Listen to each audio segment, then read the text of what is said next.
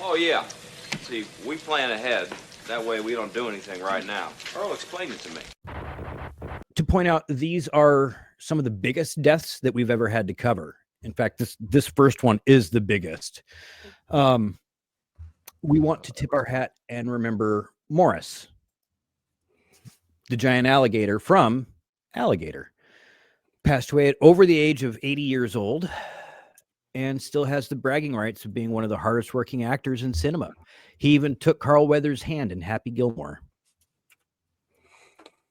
Sad. Well, that's okay. That's what I did not remember was the Happy Gilmore part. Yep. He took Chubbs's hand, they took his eye, and they met each other in heaven. Mm-hmm. So, and I will say this particular gator scared the shit out of me when I was a kid. Like Alligator is one of the first movies I remember watching with my dad on public access TV, where they were just playing monster movies in the middle of the night. And this movie was just creepy. I remember this scene, the lighting for it, like it was probably cheesier in hell. And I should break out the 4K because I have it, but like it was so real to me as a kid. And I loved this thing. I love Alligator still as a result. He got flushed into that big toilet in the sky. In the sky. Yep. Mm-hmm. Nobody ate people as best as he did. Yeah. Jaws, bro, you were second in line compared to Alligator. And he was in like tons of movies and TV shows, wasn't he? I think so, yes. Yeah. Because he was very, very well trained, very well worked, and very well. He was a good boy. Yeah. Yep. Like Adam Sandler wrote this big, long double paragraph on Twitter, like just talking about all the stuff that they used to do with the alligator on set. When they were bored, they'd go play with the alligator and feed it and shit like that. And you're like, yes. Yes. This is true. This is very true. Don't get too close. Yeah, right? Mm-hmm. Yeah. And the end Don't of the be day, a it's still crocodile expert and find out exactly what happens when you stick your kid in its mouth. I'm kidding. Relax. Yeah. Did Michael Jackson do that? That sounds like something Michael Jackson would have done. No, he just hung his kid over the balcony. No, he hung his kid over. Yeah, he tried to dangle his kid off of a 4th-story balcony. Mm-hmm. That's all. Look, everybody.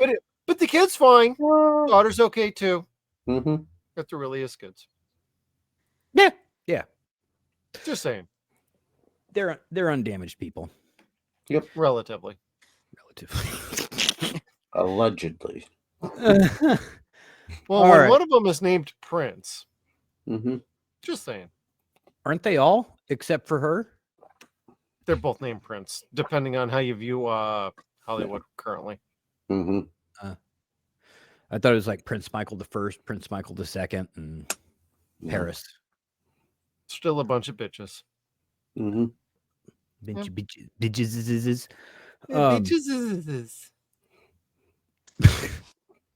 Don't derail me so early.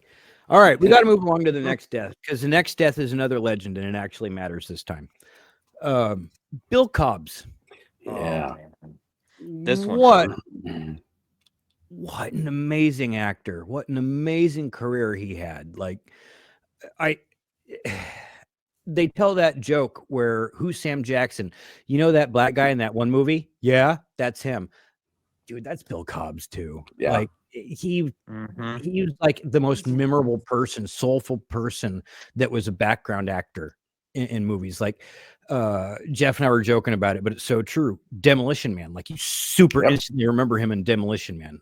Yeah, that's right. Yeah, straight brother. Loved him in that. Like his character wasn't stupid. He was the only character in that movie that was relatable to the main character and was not comic relief. And he was amazing at it. And he stood out. He came from the past to the present and made sense. It's like he was like 20 years old on the police force when Sylvester Stallone's character went to cryo prison. When he came out, this was the older gentleman who's like, I was a rookie when you were around. And boy, did you blow shit up. So he's like, there's one. He was literally the character who recommended they reawaken him up from cryo prison and bring That's him right. out, and he's the only one who could handle Simon Phoenix. So let's freaking do it, and it worked. And I love that goddamn movie. Of all the movies that could get a legacy sequel, I swear to God, that's the only one I'd be fully on board for, as long as Sylvester Stallone was back and Sandra Bullock. Benjamin Bratt would come back easy. He's not doing much else other than Star Wars and Andor season 2.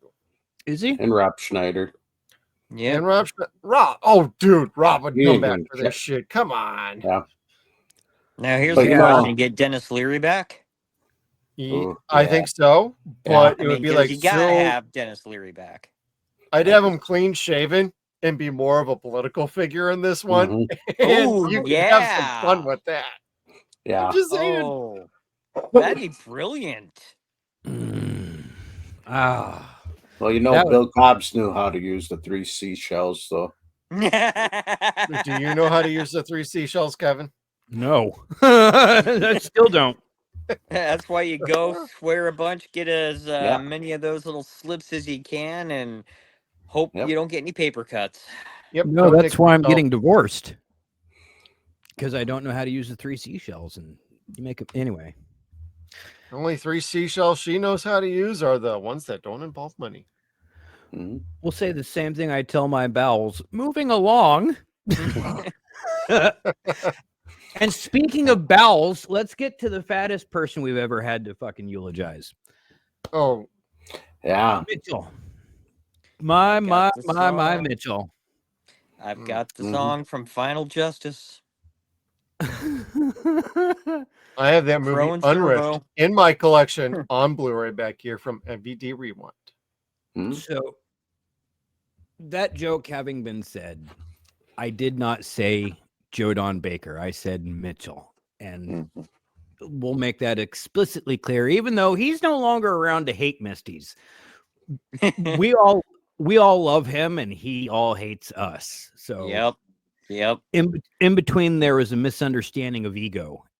And the unfortunate thing is we all truly believe that in spite of sometimes the movie being cheesy, Joe Don Baker is a fucking grade A actor. He always brought it. Always. No, yeah, he was- did. Never Mhm. phoned it in. There was hell never no. a small role for him. It was always, oh shit, it's Joe Don Baker.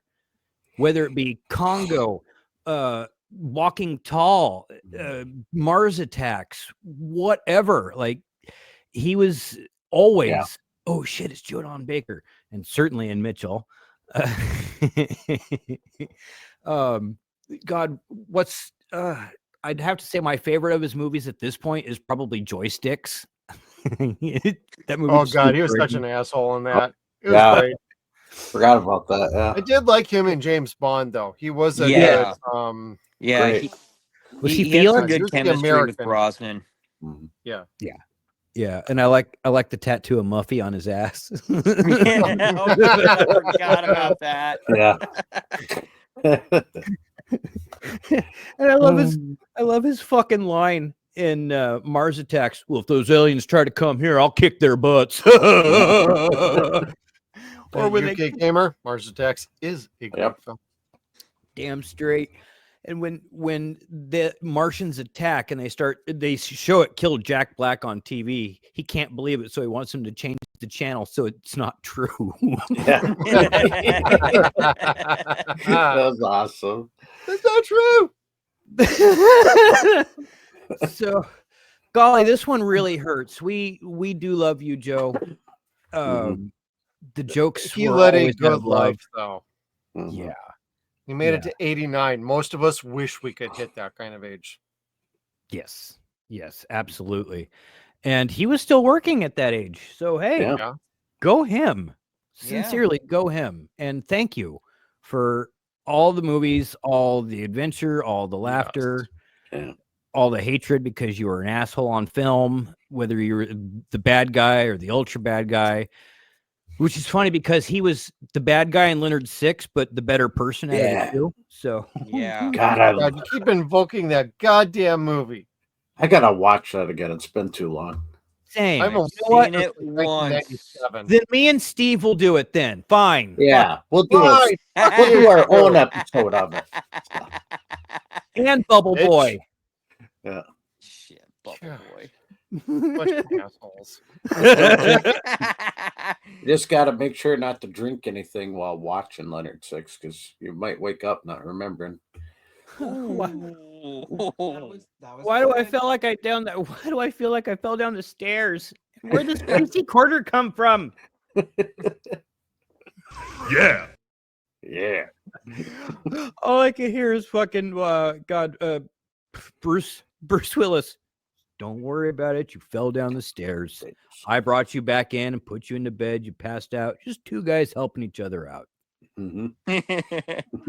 Helping each other out. Boy, that sounds pretty gay. I don't know. Yeah. I'm just saying. Go see the whole 9 yards. It's phenomenal. Yeah. Anyway, this is another Yeah. sad one. Sabu. I was not. Was that me or you? That was me. That's the ECW transition. Oh, Oh, that's right. Yeah. I was like, what? I didn't. Sabu, rest in peace, brother. You Yeah. were insane. You were fucking crazy, but you were a character, and I loved watching this man wrestle. Yeah. I remember him from our childhood. So, All the clips I'd seen looked like Sparta. Truly, it was madness. It was violent. It was glorified slaughter and battle, and it was not kayfabe. I mean, it was obviously, but they were not fucking around at all. No one accused ECW of being fake ever. You mean the suicidal, the homicidal, the genocidal madman? Sabu. mhm. Dude, I'm a wrestling nut. I've been watching this shit since I was like 7 years old. So, I was trying to remember what his saying was, but now when he said it, it clicked. I loved him tag teaming with Rob Van Dam. Damn. Yeah. Freaking awesome. And him Cool. on his own was fucking great. He just Mhm. never hit it off with a major company after ECW. He Yep. tried WCW, he tried WWF. They kept screwing him around, and he was also a little bit difficult to work with, but he was trying to protect his goddamn character. And at that point, you had to protect your character, or you're going to get renamed Ubaz in WWE. Yeah, because they want to own that shit. Mhm. Yeah, that happens a lot these days. Like, what are they going to call him when he comes to WWE? But he was notorious. He had a fantastic feud with Taz Yep. that people will remember for decades. And that had a great payoff at the first Barely Legal pay-per-view that they had, where Sabu legitimately got fired from ECW, came back 1 year later for their pay-per-view, and goddamn, brother, it was awesome. And it made Taz, it made Sabu, it made the whole company absolutely notorious after Shane Douglas and Raven did their damage on the ECW brand, creating havoc across the board. Without ECW, we never would have gotten modern day WWE or WCW and what we're getting today with AEW. Attitude Era would never have fucking happened. No. ECW is the revolutionary brand that created that. Well, they had to step up. Otherwise, ECW would have just fucking owned that shit all the which way around. If only Paul Heyman had business acumen back in those days and didn't short people or run out of money or anything, or, oh, hey, the check bounced. The check bounced. If he was able to maintain the monetary level, it would have been night and day. WCW would have still died because it had Eric Bischoff and all that shit going on, but like ECW would be reigning supreme today, in my opinion.